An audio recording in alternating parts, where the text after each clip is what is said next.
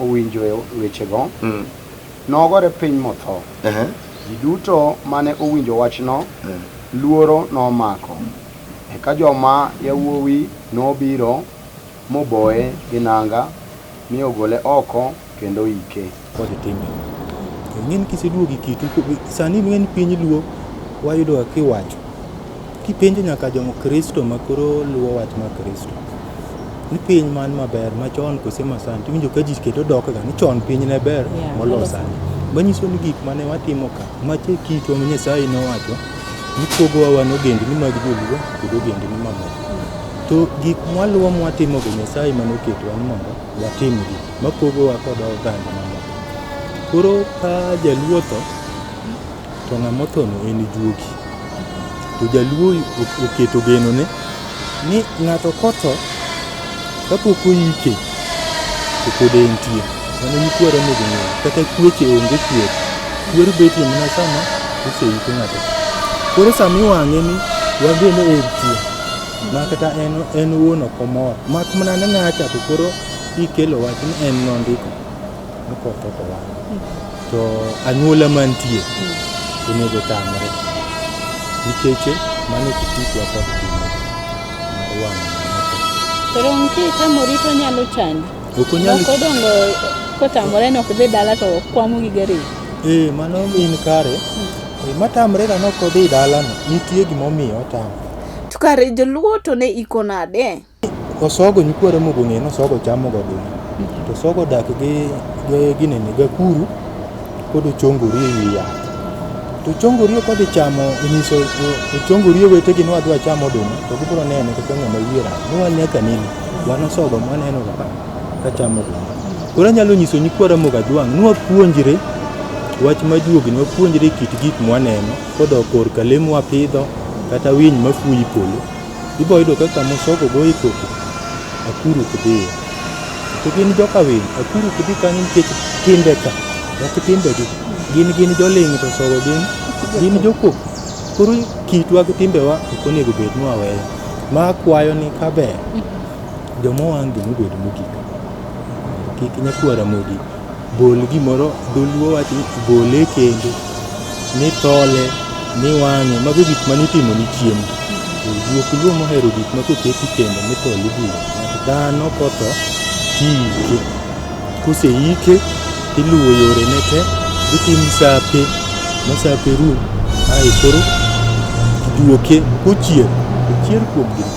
Kwadwa juogi moko makendo kiny kuchier kuom jomoko koro wang'o. To bende muma olero kaka onego kow ringre. Onge kama ondiki iko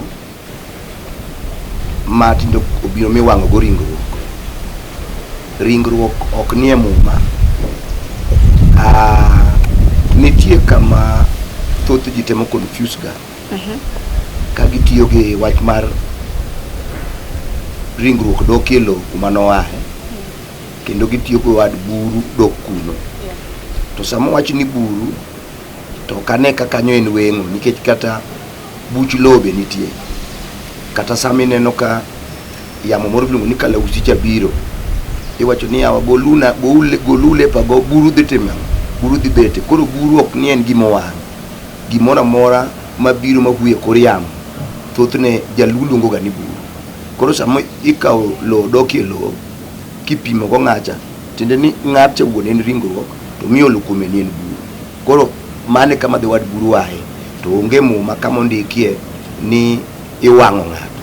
Ok en kata jo Kristo kende, aseneno kata mana Waislam, jowa ma Waislam ok giwang' ji. Gimbe giiko en mana ni gin ok giti gi sanduku. Wan kaka jo Kristo watemo mondo waona ng'ama otho wamiye luor moromo go omiyo ikete sanduku koki ikete bur.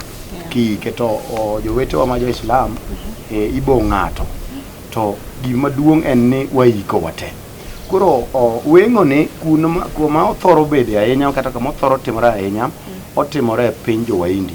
To otimore kaka culture margi. Mano culture margi. Koro nitie gik mang'eny ma ji nyalo iga kata yudo ni samoro ka ng'ato tho to ndiko ni an ka tho to bo wang'a. Mano wil mar ng'ato ma ok inyal tame nikech mane kaka embo yiero mondo bi otimne but muma to to onge kama support weng'ono. Koro an to ok anyal support weng'ono nikech ng'ama iwang'o ni nyo en dhano kaka in, to mondo koro ng'e kata ka koro jomoko wan gi jomoko ma duoge liel kitimo anniversary to nego yud kama noike cha emidhi time e nyasi neno.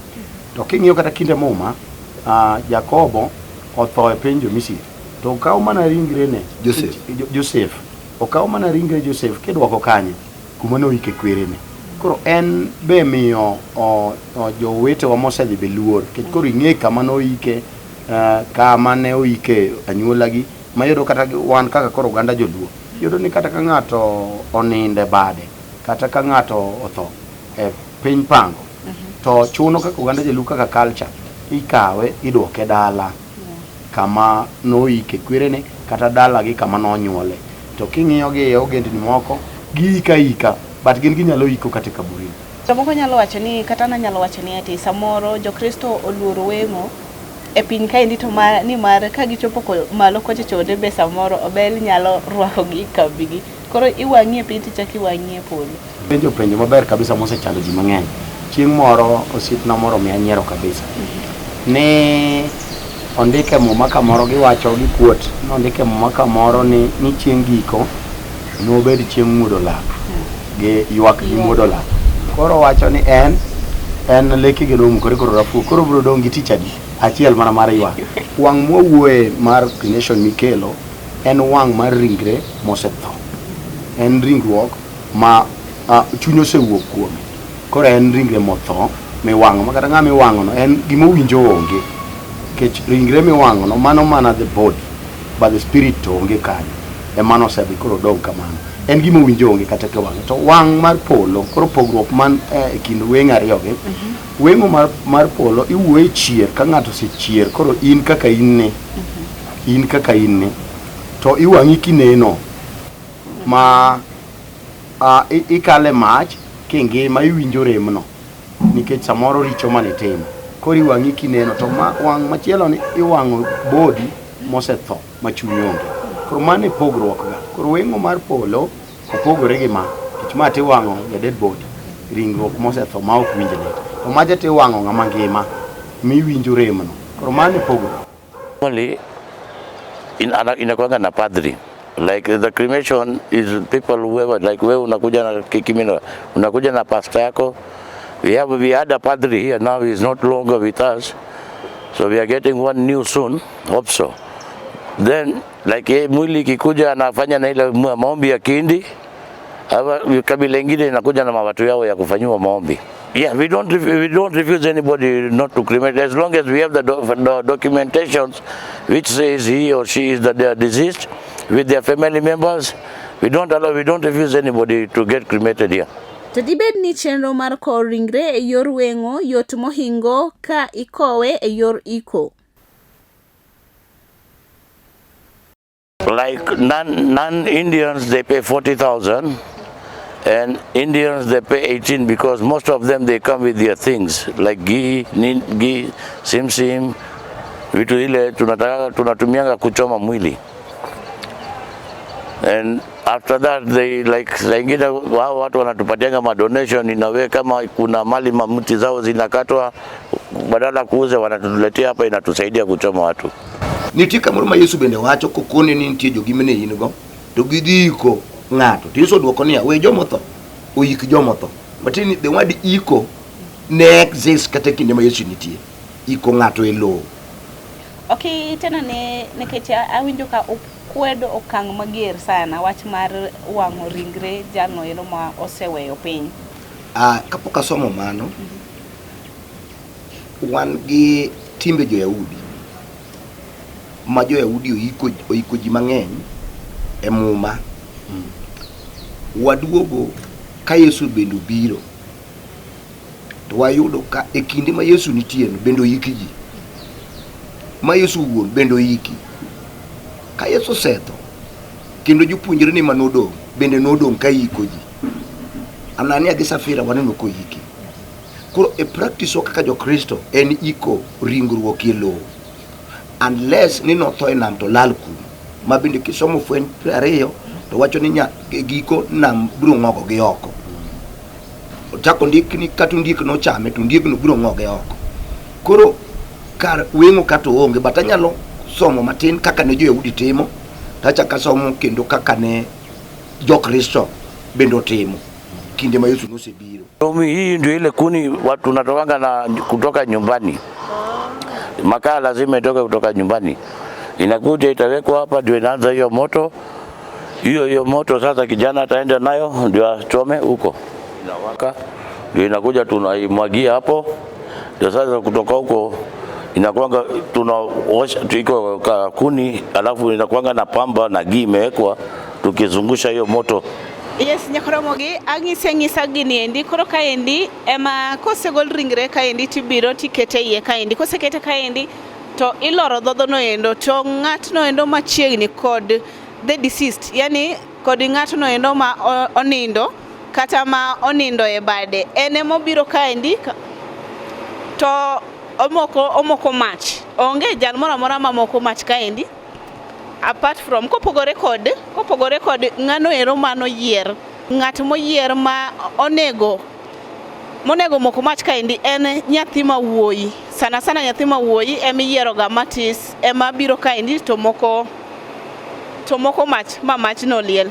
Koro ng'atni endi kama entiere ni endi odhi tieko kaendi seche maromo 3 eka buruno eka ringre wang marum te. Koro ringre osewang te morum, iweyo buru makwe, ka buru osekwe koka imiyo ng'ato. To bende kinde chien kacha chande no wachi ni ati ringre kosewang mosekwe timi mana buru no endo maromre gi kilo mane iyago e minu. Ogendini mang'eny magin jolibamba wa to konego wawe culture mar yiewa nikech watimo mana. Ng'ama weng'a to kiko tudu weng'o no kod Kristo.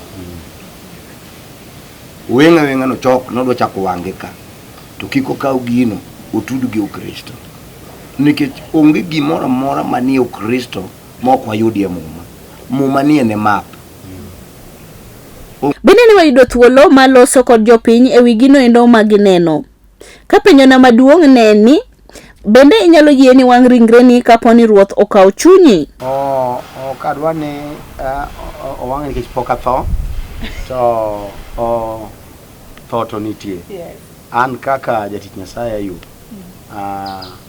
will na manyalo bedo en ni an ka chieng' makoro anindo ma ok sani to ika maber kama noike kwere na maber kama inyalo trace mayudo ni jatich Nyasaye ka jadolo noika. Koro an to wach mar weng'o no to ok support nikech kata muma ok support. An kuom hero mara aneno katho an gombo mondo ika kalure kod tradition mag Luo, nikech takaz nyathina moro chiema achiel ne penj mine gi nto baban kakanye to kowache na otho nyaka ging'ise kama no thoe ranyisi en that grave. Kaluro wang'o dawe en adamo ni maintain tradition marwa culture marwa kaka joluo no wan kwatho to nyaka gikwa. Nikech nitie jok moko mabedak chop chieng' no inyas no chieng' no, koro ka gibiro baadaye gidhi chungi grave no mondo gibed ka achiel kuom jok ma hudhuria yikno. Kaka kuma ng'ato nyatho to kia to wan kata Amerika tikela ike karwa joma atelo nigi gi jodalawa ong'e ni ng'ama otho iko. Koro mano penjo makata kaka okaduoko to jogo ng'eni kama rucho tho tike onge wil mandiko ka iko ok ndike wil. Gima ndike wil en ni oda ni awe ni ng'ane to iko to ging'eyo automatically ni katho tika simple.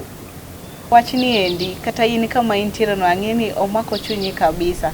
Wan bende omako chunywa kaendi omiyo nakawo thuolo makende mar kelo ni story ni eri. Koro in kama intiere no ero penjri ane ni in isendiko will mari, to kisendiko will mari chieng' no ero makoro Nyasaye omo chunyi, idwa ni mondo iki koso idwaro ni mondo owang'i.